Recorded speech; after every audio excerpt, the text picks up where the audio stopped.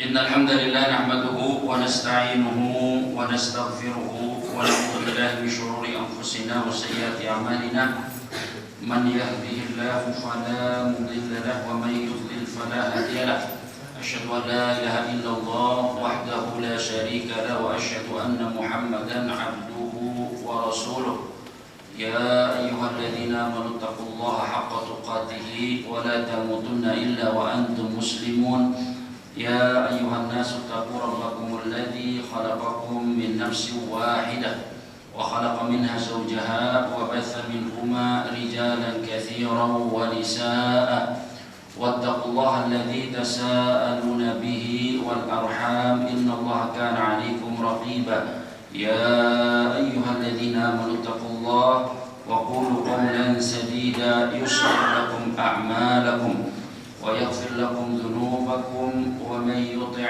الله ورسوله فقد فاز فوزا عظيما أما بعد فإن أصدق الحديث كتاب الله وخير الهدي هدي محمد صلى الله عليه وسلم وشر الأمور محدثاتها وإن كل محدثة بدعة وكل بدعة ضلالة وكل ضلالة في النار. Masyarul muslimin, hadirin jamaah salat maghrib yang dimuliakan oleh Allah, alhamdulillah, puji serta syukur mari kita panjatkan kehadirat Allah Subhanahu wa taala yang telah melimpahkan kenikmatan-kenikmatannya kepada kita semua, baik itu nikmat iman, nikmat Islam, nikmat kesehatan, nikmat waktu luang serta sejumlah kenikmatan lainnya, sehingga alhamdulillah pada malam hari ini kembali kita bisa hadir di tempat yang mulia ini dalam rangka menimba ilmu agama, mengkaji hadis-hadis Rasulullah SAW. Mudah-mudahan apa yang kita laksanakan di malam hari ini dicatat oleh Allah sebagai amal saleh, sebagai amal kebajikan yang mudah-mudahan dapat menjadi pemberat timbangan amal saleh kita di akhirat. Salawat serta salam semoga senantiasa tercurahkan kepada Nabi kita Muhammad sallallahu alaihi wasallam yang telah membimbing umatnya menuju jalan kebenaran, menyelamatkan umat manusia dari kegelapan jahiliyah menuju ajaran Islam yang terang benderang. Baik hadirin jamaah sholat maghrib yang dimuliakan oleh Allah, malam hari ini insyaallah kita akan memulai kajian yang baru. Ya, insyaallah kita mulai malam hari ini kita akan mengkaji satu kitab hadis ya, yang sangat populer. Ya, khususnya adalah hadis-hadis yang mengumpulkan atau kitab yang mengumpulkan hadis-hadis tentang permasalahan fikih. Yaitu adalah kitab yang dikenal dengan sebutan Bulughul Maram. Ya, insyaallah mulai malam hari ini kita akan membahas satu kitab yang sangat populer yang berjudul Bulughul Maram. Bulughul Maram min Adillatil Ahkam, karya Al-Imam Al-Hafidz Ibnu Hajar Al-Asqalani rahimahullah taala. Ya, ulama yang hidup di abad 8 Hijriah. 8 Hijriah, beliau lahir di tahun 773 ya, 773 Hijriah dan wafat di tahun 852 Hijriah. Nah, di dalamnya terdapat sekitar 1.500 hadis ya, 1.500 hadis yang terkait dengan masalah-masalah fikih ya. Jadi di dalamnya beliau khususkan ya, hadis-hadis yang berbicara tentang masalah fikih, mulai dari pembahasan tentang toharoh, yaitu apa? Bersuci, kemudian pembahasan tentang sholat, kemudian pembahasan tentang zakat, puasa, haji dan seterusnya. Ya, kira-kira ya, jumlah hadis yang ada di dalamnya ada sekitar 1.500 hadis. Nah, tidak semua hadis ya di dalam Bulughul Maram ini adalah hadis-hadis yang sahih. Tidak semua hadis yang ada di Bulughul Maram ini adalah hadis-hadis yang apa? Sahih. Ya, tetapi ada juga beberapa hadis-hadis yang dhaif artinya lemah, dan tidak sedikit pula hadis-hadis yang status kesahihannya, status keabsahannya diperselisihkan oleh para ulama ya. Lalu barangkali ada pertanyaan dari kita ya, untuk apa kemudian dicantumkan oleh Al-Hafidz Ibnu Hajar Al-Asqalani di dalam kitab Bulughul Maram ini ya? Untuk apa kalau dia dhaif, kalau dia lemah, atau kalau dia diperselisihkan, untuk apa kemudian yang dicantumkan oleh penulis di dalam kitabnya? Ya, jawabannya adalah Al-Hafidz Ibnu Hajar Al-Asqalani rahimahullah taala, beliau memang sengaja beliau ini mengumpulkan hadis-hadis populer. Hadis-hadis populer yang biasanya dijadikan sebagai dalil oleh para ulama, terlepas hadis itu sahih atau tidak sahih. Jadi beliau mencantumkan segala hadis-hadis atau banyak hadis-hadis yang biasanya dijadikan dalil oleh para fuqaha, ya, oleh para ahli fikih, terlepas hadis itu sahih atau tidak sahih. Ya, beliau mencantumkannya di dalam kitab Bulughul Maram ini agar diketahui ya status keabsahan ya hadis tersebut, agar kemudian diteliti oleh para ulama apakah atau dan penuntut ilmu apakah hadis yang dijadikan dalil oleh para ulama tersebut adalah hadis yang kuat atau sebaliknya. Baik, ini buku yang akan kita bahas ya. Bulughul Maram. Siapa yang tahu arti Bulughul Maram? Ya. Selama ini kita dengar Bulughul Maram. Apa arti Bulughul Maram? Apa?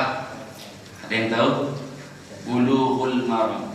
Nah, jadi dalam penulisan kitab, ya, para ulama itu biasanya menulis kitab itu dengan judul-judul yang bersajak, ya, dengan judul-judul yang bersajak. Contohnya ini, Bulughul Maram min adillatil ahkam. Jadi maram ahkam.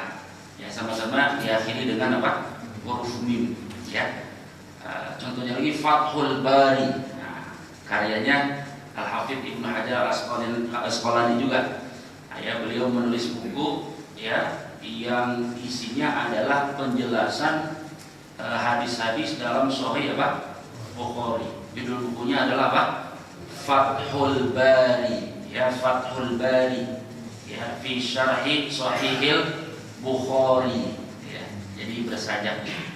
Nah, nanti kalau kita lihat juga beberapa buku-buku ya yang isinya penjelasan hadis-hadis Bulughul Maram ya juga sama membawakan tema-tema atau judul-judul yang bersajak. Nah, contohnya ya buku atau kitab yang sangat populer yang menjelaskan hadis-hadis Bulughul Maram ya adalah buku yang ditulis oleh seorang ulama Yaman bernama Imam As-San'ani rahimahullah taala. Imam As-San'ani rahimahullah taala beliau punya buku berjudul Subulus Salam. Ya, Subulus Salam Syarhu Bulughil Maram. Ya, Subulus Salam penjelasan atas Bulughul Maram. Ya, intinya poin yang ingin kita ambil adalah di sini adalah ulama-ulama itu biasanya menulis buku, ya, menulis buku, terus biasanya bukunya itu diberi judul dan judulnya itu biasanya bersajak, ya, bersajak. Ya, nah, tradisi seperti ini sepertinya jarang ditemukan ya dalam penulisan buku di negara kita.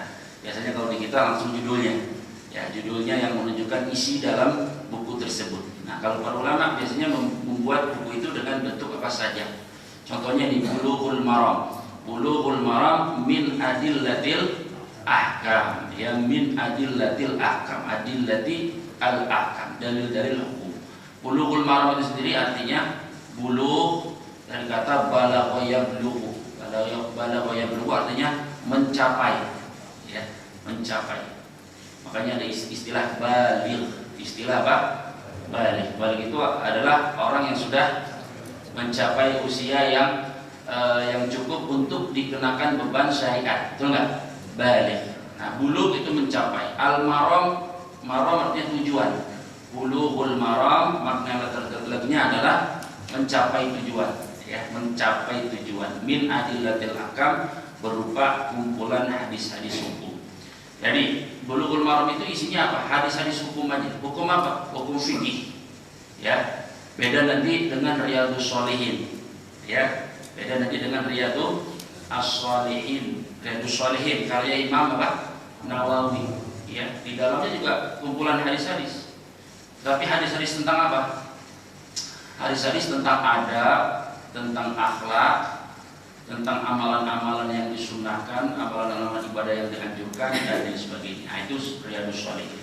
Nah, untuk Bulughul Maram ini khusus membahas hadis-hadis yang berkaitan dengan masalah-masalah hukum fikih. Ya, jadi nanti pembahasan pertamanya pasti tentang tohar, tentang bersuci.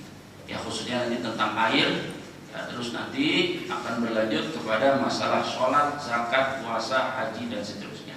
Baik, ditulis oleh Al-Imam Al-Hafidz Ibnu Hajar Al-Asqalani, seorang ulama yang sangat populer. Beliau pakar di bidang hadis. Tadi sudah kita sampaikan bahwa beliau adalah ulama yang hidup di abad 8 Hijriah.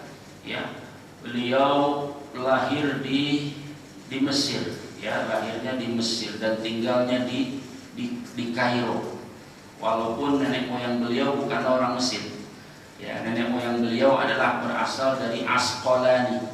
Karena itu disebut sebagai Ibnu Hajar Al-Asqalani. Beliau dari Asqalan. Asqalan itu kalau sekarang adalah sebuah wilayah yang ada di negara Palestina. Ya, di negara mana? Palestina. Ya, jadi Asqalan itu di Palestina dan banyak ulama-ulama terkenal ya yang berasal dari Palestina. Ya, contohnya siapa? Ibnu Qudamah Al-Maqdisi. Ya, jadi kalau ada ulama akhirannya apa? Al-Maqdisi, itu berarti dari Baitul Maqdis. Ya, kalau ada ulama akhirannya Al-Maqdisi, berarti dia berasal dari Baitul Maqdis, dari Palestina. Nah, Ibnu Hajar ini, ya nenek moyangnya berasal dari Palestina. Khususnya lebih khususnya lagi adalah di daerah namanya Asqalan. Tetapi beliau lahir ya dan tinggal di kota Kairo, Mesir. Ya, lahir di Mesir dalam keadaan yatim. Ya, yatim. Kemudian beliau ini sejak kecil beliau dikenal sebagai orang yang rajin belajar. Ya, dikenal dengan orang yang cerdas. Ya, anak yang cerdas. Ya, terlihat tanda-tanda kecerdasan ya dalam dirinya, sehingga kemudian dia menuntut ilmu dari beberapa ulama-ulama besar. Ya, beberapa ulama-ulama besar diantaranya adalah Al-Hafidz Al-Iraqi, Al-Hafidz Al-Iraqi, Ibnu Hajar Al-Haythami, kemudian Al-Bulqini, ya Al-Bulqini, Ibnul Mulaqin dan beberapa ulama-ulama lainnya. Ya, sampai kemudian menjadi ulama besar ya dan dikenal sebagai ulama yang sangat ya menguasai bidang ilmu hadis ya. Dan diantara karya beliau yang sangat populer adalah ya karya beliau berjudul Fathul Bari ya, Fathul Bari fi Syarhi Shahihil Bukhari. Fathul Bari fi Syarhi Shahihil Bukhari itu adalah buku yang di dalamnya adalah penjelasan tentang hadis-hadis Sahih Bukhari. Baik, nah itu sedikit ya mukaddimah tentang buku ini dan juga tentang penulis. Jadi sekali lagi ya bahwa buku ini berisi tentang hadis-hadis hukum. Nanti kita akan bahas setiap hadisnya ya, kita akan bahas dari dua sisi. Pertama dari sisi periwayatan. Ya, dari sisi periwayatan. Hadis ini sahih atau tidak sahih? Ya, nah, dari sisi periwayatannya. Yang kedua dari sisi maknanya. Ya, dari sisi maknanya. Jadi apa kesimpulan-kesimpulan yang bisa kita tarik dari hadis tersebut? Ya, dan nanti akan tergambarkan kepada kita semua bahwa perselisihan ulama itu ya dalam masalah hukum-hukum fikih itu biasanya kembali kepada dua hal itu. Dalam dua hal. Yang pertama adalah dalam menilai hadis, ya, dalam menilai hadis atau dalam menerima hadis. Apakah suatu hadis itu dianggap sahih atau tidak apa? Sahih. Ya, banyak sekali hadis-hadis yang diperselisihkan. Ya, menurut satu ulama atau segolongan ulama dianggap sahih, menurut segolongan yang lain dianggap apa? Dhaif, ya, lemah. Ya, karena itu terjadi perselisihan pendapat di kalangan para ulama. Ya, penyebab kedua adalah biasanya dalam sisi penafsiran. Ya, penafsiran atau pemahaman terhadap hadis itu sendiri. Ya, dan itu sangat wajar terjadi di kalangan ulama, sebagaimana itu juga terjadi di kalangan sahabat-sahabat Rasul kita Shallallahu Alaihi Wasallam. Nah, jadi dalam kajian ini kita akan mengkaji hadis ini, ya, mengkaji setiap hadis dari dua aspek. Satu aspek periwayatannya bagaimana, apakah sahih atau tidak, sahihnya itu disepakati atau tidak. Kemudian yang kedua dari sisi pemaknaannya, bagaimana para ulama memaknai hadis ini. Ya, nah, dengan ini nanti akan ya tergambarkan bagi kita semua bahwa para ulama berbeda pendapat itu biasanya disebabkan oleh dua hal ini. Satu adalah disebabkan ya perbedaan dalam penerimaan hadis. Ada yang menilai suatu hadis itu sahih, ada yang menilai suatu hadis itu tidak sahih, ya, dan itu sangat wajar, ya. Andai pun kemudian sama-sama diterima sebagai hadis sahih atau sama-sama menerima bahwa suatu hadis itu sahih, ya, maka ada masalah yang kedua, yaitu masalah penafsiran. Ya, satu hadis itu bisa jadi menimbulkan banyak penafsiran. Ya, satu hadis bisa jadi menimbulkan banyak penafsiran. Masing-masing memiliki sudut pandang yang berbeda. Ya, mungkin sebagiannya sudah pernah kita jelaskan di sini. Ya, hadis-hadis yang diperselisihkan maknanya oleh para ulama, dan itu terjadi bukan hanya saja di kalangan para ulama, ya sudah terjadi di kalangan para sahabat Rasul kita Shallallahu Alaihi Wasallam. Ya, contoh yang paling sering adalah contoh tentang sholat asar di Bani Quraidah, ya, di mana Rasulullah menyampaikan satu perintah dengan ya ungkapan yang jelas, tetapi menjadi masalah ketika diturunkan atau diaplikasikan dalam praktek nyata, ya, yaitu sabda Rasulullah ketika memerintahkan sahabatnya untuk berangkat ke Bani Quraidah. Bani Quraidah itu orang-orang Yahudi. Rasulullah memerintahkan segolongan sahabat untuk pergi ke Bani Quraidah menyerang orang-orang Yahudi. Di situ Nabi berpesan dengan pesan yang jelas. Kata Nabi, la yusalliyanna ahadukum al-asra illa fi Bani Quraidah. Kalian jangan sholat asar kecuali di mana? Ya, itu jelas atau tidak? Ya, seolah-olah jelas. Seolah-olah jelas. Tapi ketika diturunkan dalam praktek nyata, ya, ternyata para sahabat pun berbeda pendapat. Ya, bagaimana memaknai ucapan Rasul itu? Ya. Jangan kalian sholat asar kecuali di Bani Quraidah. Sahabat berangkat, ternyata sholat asar hampir habis waktunya, mereka belum sampai ke Bani Quraidah. Maka di sini ya muncul dua penafsiran. Penafsiran pertama, penafsiran harfiah, ya, tekstual. Penafsiran sahabat yang pertama, dia mengatakan bahwa Rasul memerintahkan kita untuk sholat asar di Bani Quraidah. Pokoknya dalam kondisi seperti apapun, sholat asar tetap harus dilaksanakan di Bani Quraidah, walaupun waktu sholat asar sudah habis. Ya, tekstual. Ya, tapi ada yang memahami dengan pemahaman yang berbeda. Ya, dan itu sahabat juga. Sahabat juga. Artinya sahabat itu tidak selalu tekstual. Ya, tidak selalu tekstual. Ada segolongan sahabat mengatakan enggak, maksud Nabi bukan seperti itu. Maksud Nabi adalah kita diperintahkan untuk berjalan cepat, mengendarai onta atau kuda kita, ya, dengan cepat sehingga waktu asar kita sudah sampai di mana? Di Bani Quraidah. Adapun sholat asarnya tetap harus dilakukan sesuai pada waktunya. Jadi menurut golongan kedua ini, menurut mereka Nabi tidak membahas waktu sholat asarnya atau tidak membahas pelaksanaan sholat asarnya, tidak. Tapi yang dibahas oleh Nabi adalah ya agar kita berangkat ke Bani Quraidah itu dengan cepat hingga waktu asar sudah ada di situ. Ya, akhirnya masing-masing dengan pendapatnya. Ya, ada yang sholat asar di jalan, ada yang sholat asarnya di mana? Bani Quraidah, walaupun waktunya sudah habis. Ya, waktunya sudah habis. Tapi mereka apakah berpecah, artinya mereka memisahkan diri? Enggak. Ya sudah, masing-masing dengan pendapatnya. Nanti setelah pulang, lalu mereka melaporkan kepada Nabi kita Muhammad Shallallahu Alaihi Wasallam apa yang terjadi. Nabi tidak menyalahkan siapapun di antara dua golongan tersebut. Tidak menyalahkan. Artinya apa? Ya, artinya bahwa pendekatan itu baik secara tekstual ataupun non tekstual yang dilakukan oleh sahabat adalah sama-sama pendekatan yang diterima oleh Nabi kita Muhammad Shallallahu Alaihi Wasallam. Ya, dan itulah pemahaman sahabat. Itulah pemahaman sahabat. Artinya dua-duanya adalah metode sahabat dalam memahami teks hadis ucapan Rasulullah. Yang dua-duanya bisa kita gunakan. Ya. Nah, jadi biasanya perbedaan pendapat di kalangan ulama itu terjadi karena salah satu di antara dua. Satu dari sisi penerimaan hadis, bahwa ada yang menerima suatu hadis sebagai hadis yang sahih, ada yang menolaknya sebagai hadis apa?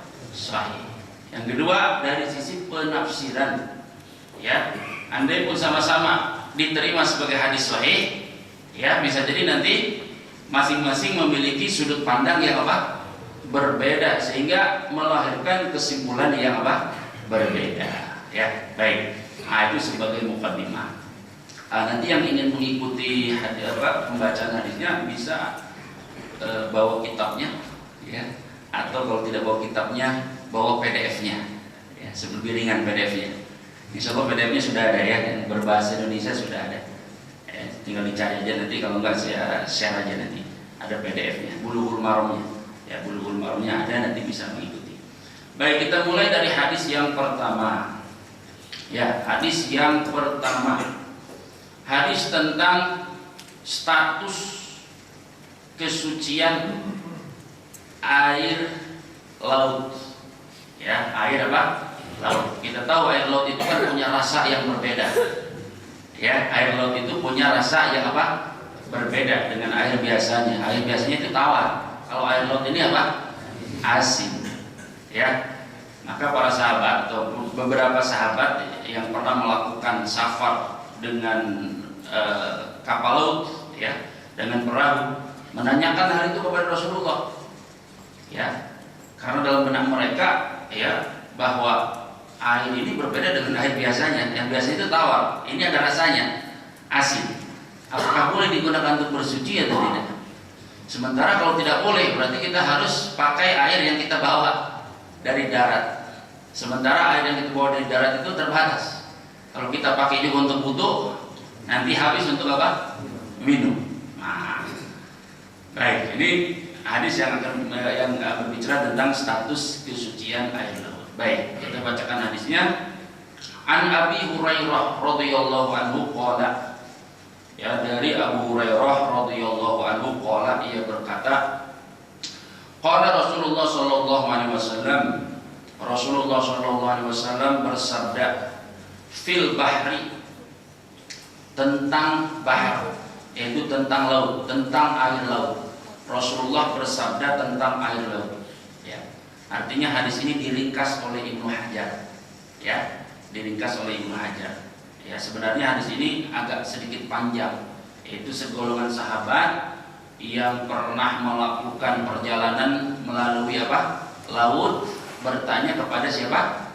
Rasulullah Shallallahu Alaihi Wasallam tentang status air laut. Ya, mereka mengatakan, ya Rasulullah, inna narkabul bahar. Ya, wahai Rasulullah, ya, kami seringkali melakukan perjalanan melalui laut. Ya, sementara itu persediaan air yang kami bawa itu hanya sedikit. Kalau kami gunakan untuk berwudu, ya, khawatirnya nanti kita kehabisan air untuk apa? Minum. Bolehkah kita gunakan air laut untuk apa? Berwudu, sementara air laut itu rasanya apa? Asin. Ya, maka Rasulullah menjawab pertanyaan itu. Nah, hadis itu diringkas oleh Ibnu Hajar. Ya, Ibnu Hajar langsung mengambil, ya, redaksi hadis yang merupakan jawaban Rasul Shallallahu Alaihi Wasallam. Nah, qala Rasulullah Shallallahu Alaihi Wasallam fil bahr. Rasulullah Shallallahu Alaihi Wasallam bersabda fil bahr, tentang air laut. Apa kata Rasulullah? Huwa tahuru ma'uhu al-hillu maitatuhu. Ya, kata Nabi Shallallahu Alaihi Wasallam, huwa, dia, yaitu maksudnya air laut. Air laut itu at-tahur, bersifat tahur. Tahur itu artinya suci dan mensucikan. Ya, tahur artinya apa? Suci dan mensucikan. Nanti akan kita bahas, ya, bahwa para ulama itu, umumnya para ulama, mayoritas ulama membagi air itu menjadi 3. Umumnya para ulama membagi air menjadi berapa? 3. Yang pertama tahur, yang kedua tohir, yang ketiga najis. 3. Itu jumhur ulama, mayoritas ulama. Sebagian kecil ulama membaginya hanya 2 aja. Ya, sebagian ulama membaginya hanya 2 aja. Siapa dia? Ibnu Taimiyah dan antaranya. Syekhul Islam Ibnu Taimiyah, Al-Imam Asy-Syaukani, dan beberapa ulama kontemporer lainnya hanya membagi air itu kepada dua bagian aja, tahur sama najis. Sementara jumhur ulama membagi air ya menjadi berapa? 3, tahur, tohir, dan apa? Najis. Ya, tulis ini anak-anak tulis. Ya, air dibagi menjadi berapa? 3, tohur, yang panjang hu-nya, tohur, yang kedua tohir, yang ketiga najis, nggak ada panjangnya, najis. Ya, tohur, tohir, dan najis. Nah, kembali kepada hadis ini dulu. Nabi mengatakan, huwa tohuru ma'uhu, huwa tohuru ma'uhu. Huwa, air laut itu tohuru ma'uhu. Ya, air laut itu tohur. Tohur ma'uhu, airnya. Airnya itu tohur. Airnya tohur itu maksudnya airnya suci dan mensucikan. Jadi air laut itu apa? Tohur. Tohur artinya apa? Suci dan mensucikan. Suci artinya tidak najis. Arti suci itu tidak najis. Artinya tidak najis itu apa? Kalau dia membasahi pakaian kita, kan tidak harus kita cuci, betul nggak? Ya, seperti air teh. Air teh itu suci atau najis? Suci, tidak najis. Ya, kalau misalnya kita pakai gamis terus gamis kita tersiram teh misalnya, ya, apakah gamis kita harus dicuci dulu? Nggak usah, karena air teh tidak najis, tapi dia suci. Tapi tidak setiap yang suci itu mensucikan. Ya, apa arti mensucikan? Arti mensucikan itu adalah bisa digunakan untuk bersuci. Mensucikan artinya bisa digunakan untuk bersuci. Bersuci itu kan 3. Wudu, apalagi mandi, satu lagi apa? Mandi, wudu, mandi, satu lagi apa? Menghilangkan najis. Ya, bersuci itu kan 3, betul nggak? Betul? Bersuci kan 3. Wudu, mandi, satu lagi apa? Menghilangkan najis. Ya, kan definisi toharoh bersuci itu menurut fikih kan raf'ul hadath wa izalatun najas, atau irtifa'ul hadath wa zawalul khobath. Bersuci itu dalam istilah fikih kan mengangkat hadas dan menghilangkan apa? Najis. Mengangkat hadas kan ada 2. Hadas ada hadas besar, hadas kecil. Ya, hadas itu sesuatu yang bersifat abstrak, bukan sesuatu yang physically, ya, sesuatu yang ada fisiknya, enggak. Hadas itu adalah kondisi. Hadas itu kondisi pada diri kita, di mana kalau kita ada dalam kondisi tersebut, kita tidak boleh sholat dan tidak boleh melakukan ibadah-ibadah yang harus dilakukan dengan bersuci. Ya, misalnya kita apa? Buang air apa? Kecil. Buang air kecil. Mohon maaf, cairan yang keluar itu najis. Ya, cairan yang keluarnya najis. Ya, harus dibersihkan dengan cara istinja, betul nggak? Dengan cara istinja. Istinja itu menghilangkan najis. Ya, setelah itu kita berada dalam kondisi apa? Hadas. Muhdis, berhadas. Berhadas itu apa? Kondisi di mana kita nggak bisa sholat dan ibadah-ibadah lain yang harus dilakukan dengan apa? Bersuci, seperti tawaf menurut jumhur ulama, seperti membaca dan menyentuh Quran menurut jumhur ulama, ya, dan ibadah-ibadah lain. Jadi bersuci itu kan 2, raf'ul hadath wa izalatul khabas, betul nggak? Menghilangkan hadas, ya, dan apa? Menghilangkan apa? Najis. Menghilangkan hadas. Hadasnya ada hadas besar, hadas kecil. Hadas kecil itu dihilangkan dengan wudu. Hadas besar dihilangkan dengan mandi. Ya, adapun najis, ya, pembahasannya tersendiri. Najis itu apa saja yang dianggap oleh syariat najis.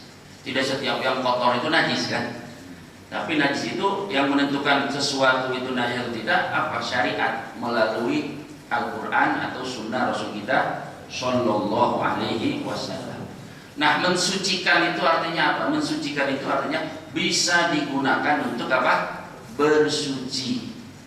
Ya, air air laut ini kata Nabi tohur. Tohur itu adalah suci dan mensucikan. Kalau suci itu artinya kalau mengenai badan atau tubuh kita ya nggak usah dicuci, dia suci, tidak mesti dicuci, tidak perlu dicuci. Ya, mensucikan artinya dia bisa digunakan untuk bersuci. Ya, bersuci itu entah wudu atau mandi atau satu lagi apa? Menghilangkan najis. Ya, menghilangkan najis. Ya, jadi itu air. Tentang air apa? Air laut. Dan itu sudah terjawab. Artinya dengan redaksi atau dengan sabda itu, apa yang ditanyakan oleh sahabat sebenarnya sudah terjawab. Tapi kemudian Nabi menambahkan jawabannya.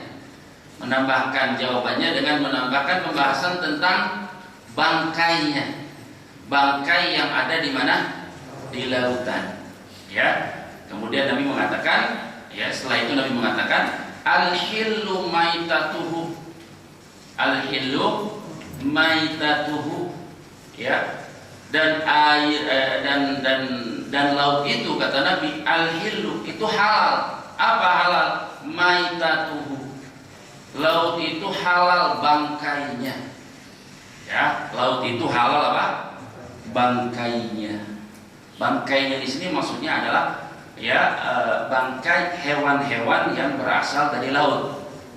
Ya, bukan seluruh bangkai. Karena bisa jadi kan manusia jadi bangkai di lautan. Bisa jadi kan, apa berarti manusia jadi halal enggak? Atau binatang-binatang daratan mati di lautan, betul enggak? Sapi mati di lautan, nah itu enggak masuk. Al-hillu maitatu maksudnya adalah halal bangkainya, bangkai hewan-hewan yang memang berasal dari apa? Lautan. Itu halal. Walaupun nanti ada perinciannya nanti. Kalau hewannya anjing laut gimana? Ya, kan anjing laut.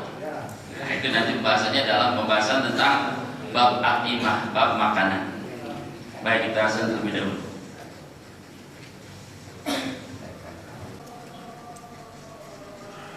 Baik, kita lanjutkan.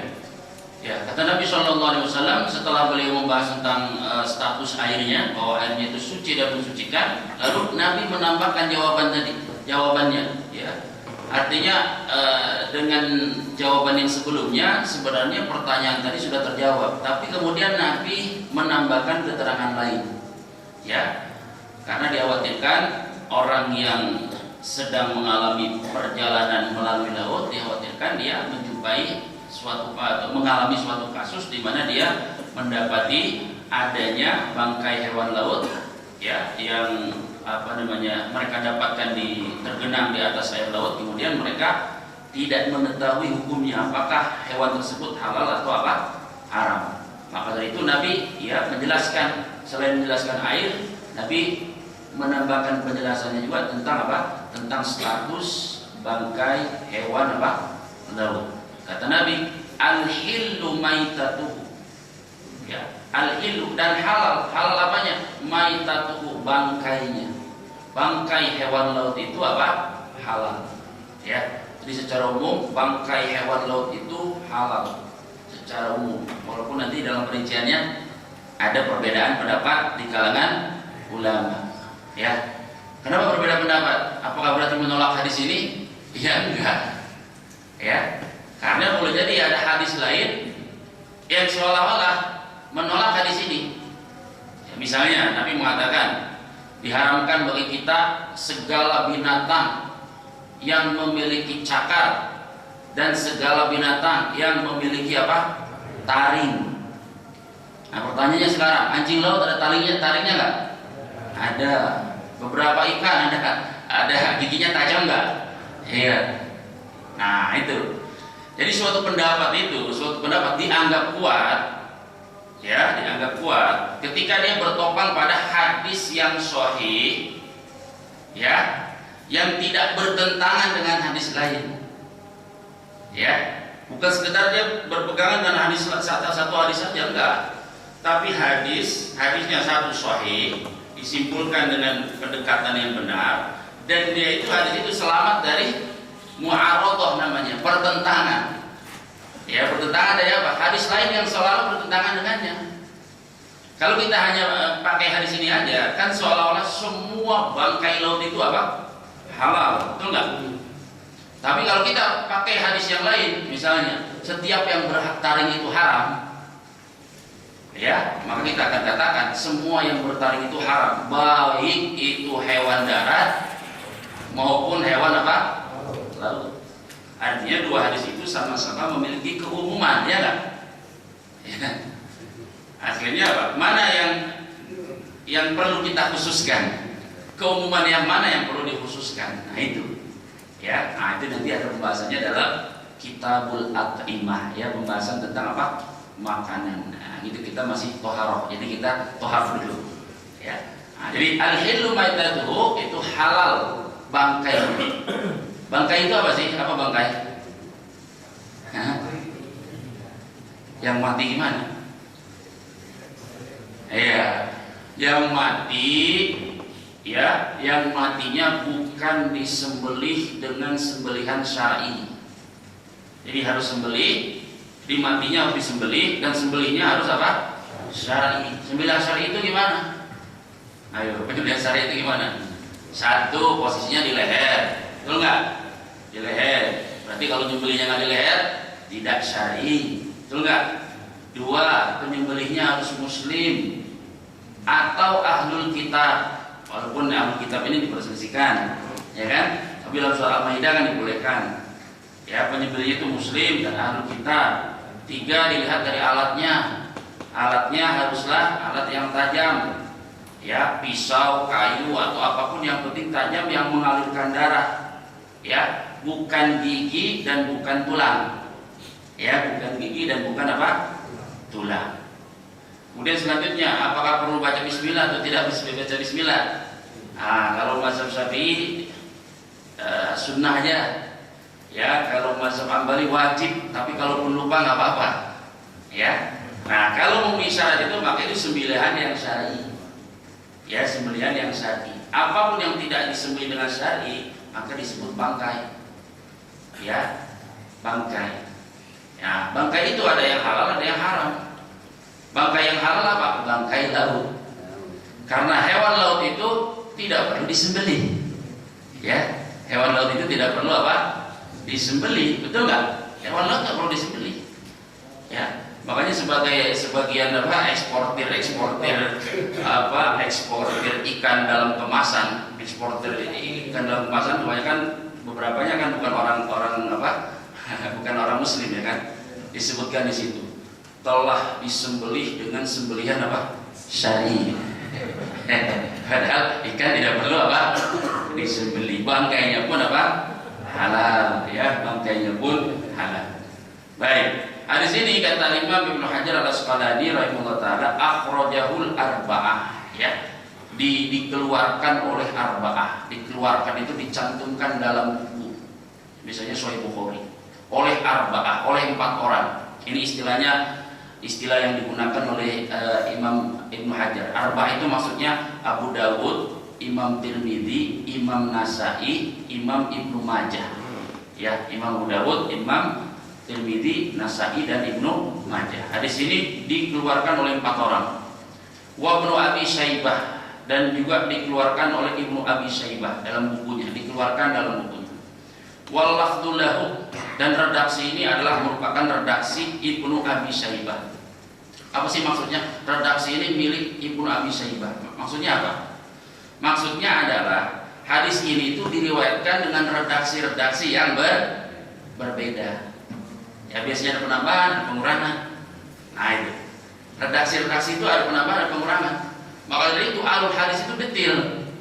Detailnya itu apa? Sampai dia menguliti masalah penambahan kata. Suatu kata itu sahih atau tidak sahih. Ya, Makanya misalkan ya para ulama beda pendapat tentang masalah sedekap ya. Kita sedekap di mana? Di dada ini, Allahu Akbar.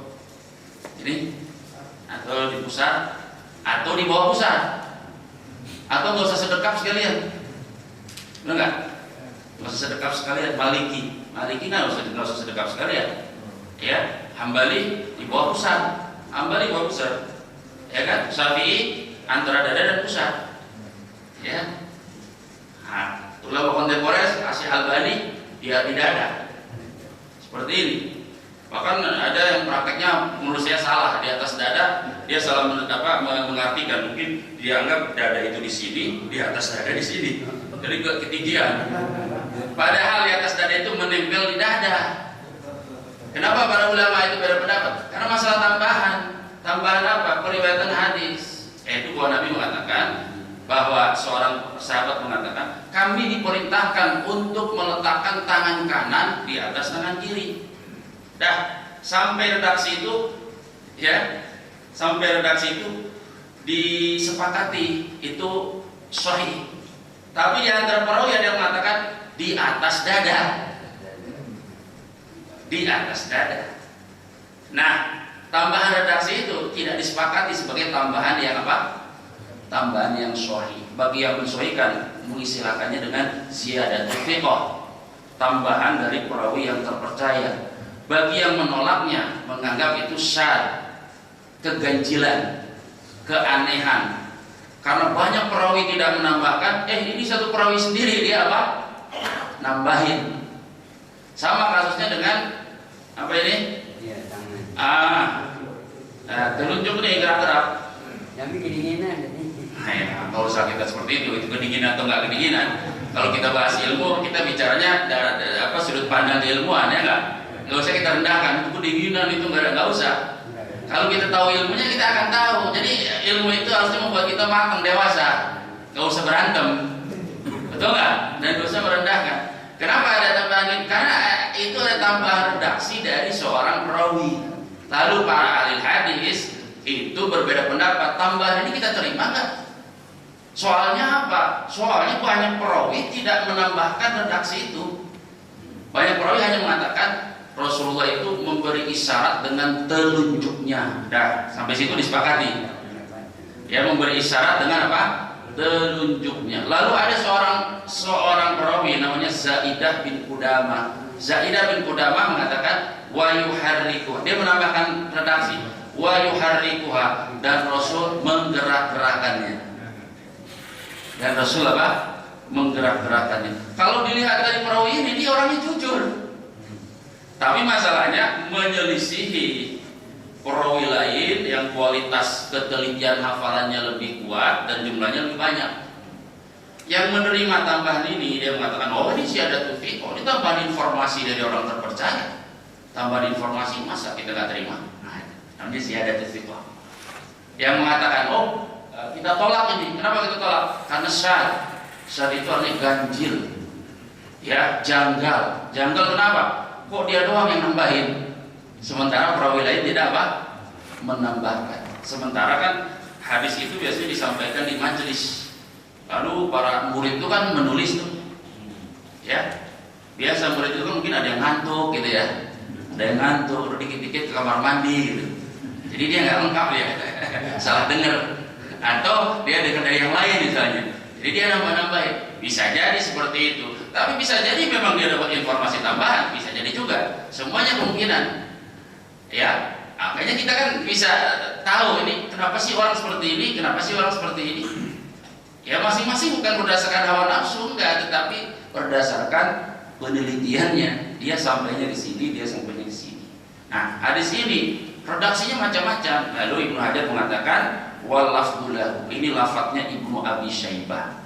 Wa shahahu Ibnu Khuzaimah wa Tirmidzi. Dan hadis ini disahihkan oleh Ibnu Khuzaimah dan disahihkan oleh Imam At-Tirmidzi. Ya, kenapa ada tambahan seperti itu? Karena ya hadis ini memang status keabsahannya, kesohihannya diperselisihkan oleh para ulama. Ya, tapi banyak ulama yang mensahihkan, diantaranya adalah Al-Imam Ibnu Khuzaimah dan Imam At-Tirmidzi rahimahumullah taala. Baik. Berapa menit lagi? 3 menit lagi. Cukup aja ya. Ya cukup. Nanti pelajaran yang bisa kita petik dari hadis tadi mungkin